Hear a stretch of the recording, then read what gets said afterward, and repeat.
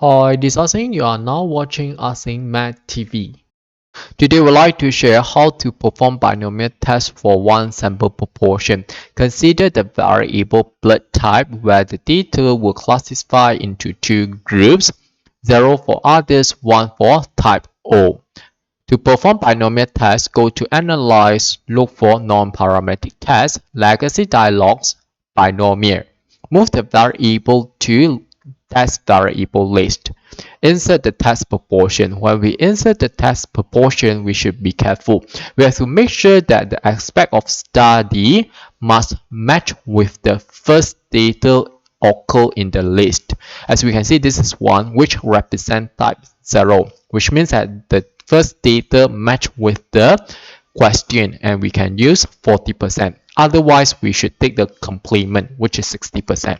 This is because SPS always take the first occur data as the aspect of study. So this one we should be careful. Click on OK and we should obtain the result. If let's say we want to change the number format, double click on the table, select the numbers that we want to change the format. Right click and look for cell properties.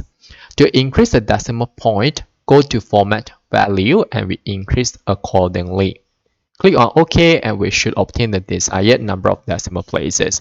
From here, we can see that 9 of them fall under the first group, which is type O, which consists of 0.45. And the test with the test proportion 0.4 was conducted based on this first group. So every time we should check that the first occur data must be the aspect of study, otherwise we should take the complement. For this case will be 0.6. From here, we can see that this is one tail, the result based on one tail, and the p-value is approximately 0.4044. As we can see, the number here is 9, so which means that if we calculate manually, we should take starting from 9 until 20, and we should obtain the probability in 0.4. To illustrate this, let's consider using Excel. What we need here is right tail test. Since more than 40%, so right tail, we start from 9, click on the number that we type, go to field list, look for series, column, we should generate with step 1 and the stop value must be n, which is 20. Click on OK. And we should have the binomial distribution. So binomial distribution, number starting from 9, trial altogether we have 20 of them, probability is 0.4, the test proportion, and what we need here is probability max function. Press enter and we should obtain the probability. Click on the number that we obtain, move the cursor until we see plus signs, double click, and the total is the p-value that we are looking for, which match with the result that we obtain. As we can see here, exactly the same. From here, we can see that the p-value is greater than the significant value, which means that we cannot reject the h0 or h0 at alpha equal to 0.05, which means that there is insufficient evidence to conclude that more than 40% of the population has type 0. However, let's say the question changed to less than 50%. Go back to Analyze.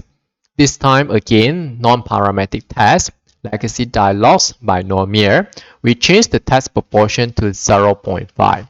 And click on OK and we should obtain the result. From here, we can see that according to SPSS, when we take 0.5 as a test proportion, we should be careful because SPS will always treat this as two-tailed test, which means that the p-value here is based on two tail. If you want only one tail, we should take the number divided by 2 as our p-value before we make any conclusion. Next, if let's say the question asks for confidence interval, unfortunately, as we can see here, we don't have confidence interval here.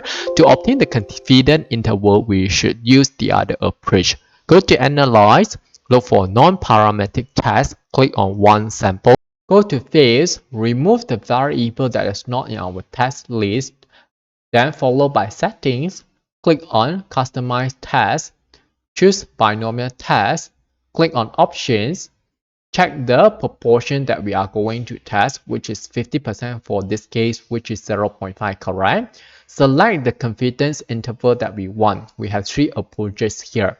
Click on OK. Go to test options. Check the significance level. For this case, it's 0.05 or 5% of level of significance. Confidence interval, if let's say the question asks for 96%, we should change accordingly. Click on Run and we should obtain the result. From here, we can see that we still did not obtain the confidence interval. Don't have to worry here. What we have to do here is double click. Under the hypothesis summary view, we change it to confidence interval summary view, and we should obtain the confidence intervals that follow different approaches. We could also perform binomial tests on quantitative data. The procedure is more or less the same, also can be done in the binomial function. What we have to take care here is the cut point. We should always bear in mind that SPS will split the data into 2 groups, with one that is less than or equal to, or what we call at most, a value. For this case, supposed to be 169, and the other group more than this value. According to the question, what we have to do here is to test whether is it more than 55%. So we should have test proportion 0.55. Also, move the variable of interest to the test variable list.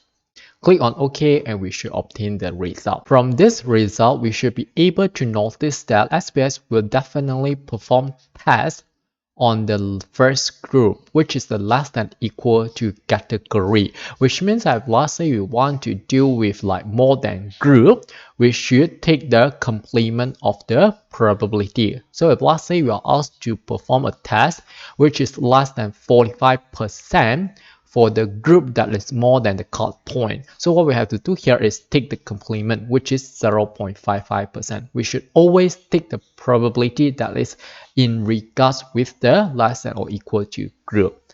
And this is the p-value that we have. From here, we can see that this is 1/2. Okay, that's all for this video. Thanks for watching. Hope you like this. See you.